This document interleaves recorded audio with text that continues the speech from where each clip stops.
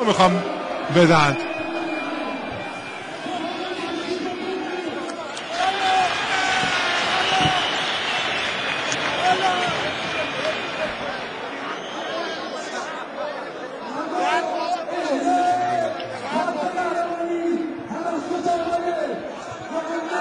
خب بینندگان عزیز، ارتباط مجددا برقرار شده با شما عزیزان. ما از ورزشگاه آزادی مستقیما در خدمتتون هستیم، منتظر هستیم که جام قهرمانی بدن. این سکویی که می‌بینید برای تیم اول در نظر گرفته شده، اینقدر جا تنگ است که همه به هم چسبیدن و مواظبن که نیفتن از سکو پایین. کریم واقعی هم با تماشاگرها صحبت میکنه. آقای مهندس علی‌آبادی، آقای کفاشیان اونجا حاضر هستن جام رو به مجید بصیرت، این جام تیم دوم است، به سرپرست تیم سپاهان مجید بصیرت داده میشه. واقعا خوب کار کرد تیم سپاهان، تا 96مین دقیقه تیم قهرمان رقابت‌های لیگ برتر بود.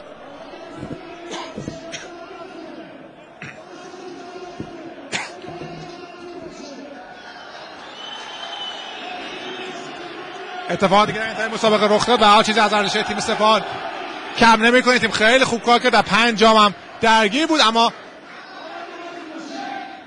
اغراق‌آمیز نیست. اگه بگیم پرسپولیس تیم شایسته بود در رقابت‌های این فصل و عنوان قهرمان از آن خودش کرد. حالا خود کریم باقری به همراه سایر بازیکن‌ها در کنار آقایان بیادی و نجات فلاح و کل 100,000 تماشاگر حاضر در ورزشگاه ادعا می‌کنن که پرسپولیس حقش بوده که قهرمان بشه. با توجه به 6 امتیازی که از پرسپولیس کم شد، پر بیراه هم نگفتن این بازیکن تیم پرسپولیس و حالا تیم عنوان قهرمان تونست از آن خودش کنه و پایان واقعا عجیب و غریبی داشت مسابقه. به حماسی ترین شکل ممکن تیم پرسپولیس عنوان قهرمانی رو از آن خودش کرد. دیگه همه ناامید شده بودن. 96مین دقیقه و بالاخره این تیم به گل رسید.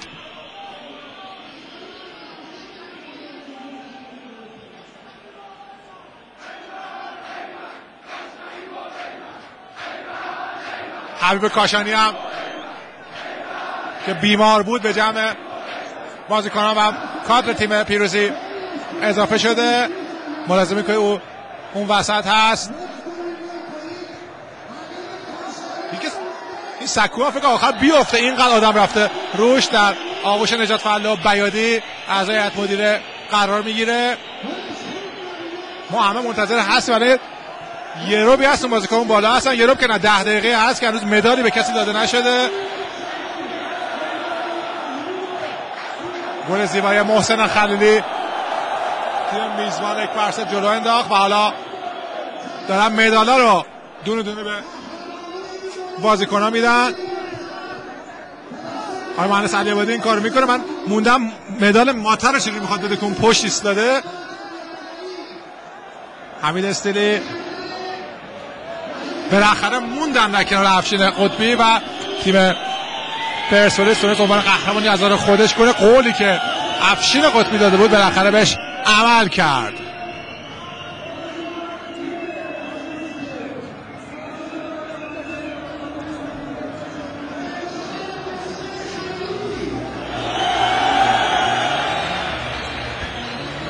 مدالای بازیکن‌ها، مدالای بازیکن‌های تیم پیروزی داره بهشون اهدا میشه. محسن خلیلی بدون شک یکی از بهترین بازیکن‌های تیم پیروزی در طول این فصل بود. آقای گل رقابت لیگ برتر هم شد در کنار هادی اصغری. آقای کفاشیان و بقیه هم اونجا هستن. دست گل‌های به بازیکن‌های تیم پیروزی داده میشه. تماشاگرها یک صدا تیم پرسپولیس رو تشویق میکنن.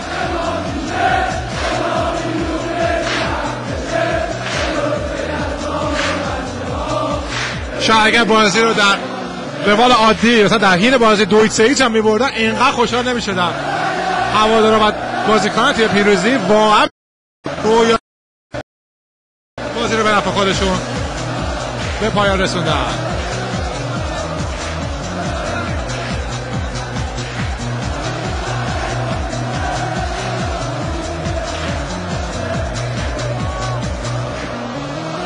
خب اینم جام قهرمانی است.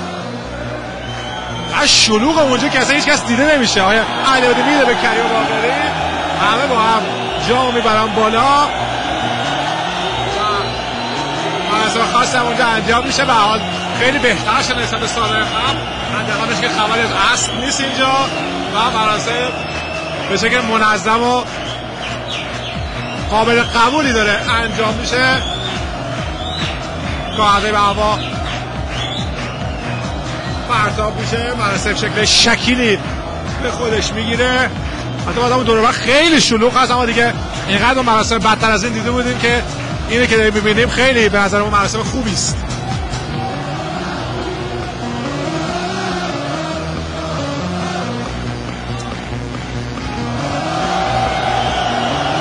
آتش بازی که انجام میشه.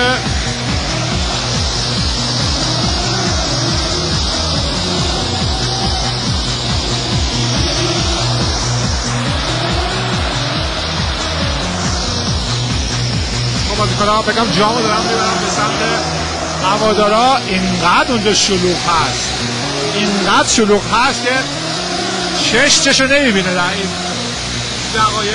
همه جمع شده، بگم 200 عکاس و خبرنگار اونجا هستن و بازیکن‌ها گم شدن اون وسط. اگه دوربین من بخواد بگیره نمیتونه بگیرتش. شما بهتره این آتش بازی‌ها رو با هم ببینید.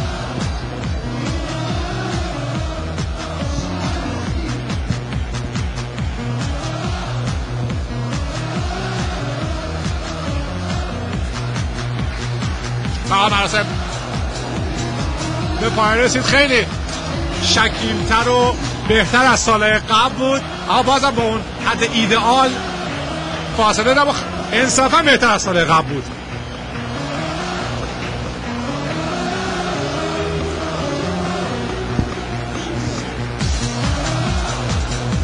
همچنین قطبه داره دور ورزشگاه میچرخه. سعید عزیزیان و حمید استیلی هم هستن اونجا و دیگه الان هر کسی یه گوشه داره برای خودش شادی میکنه.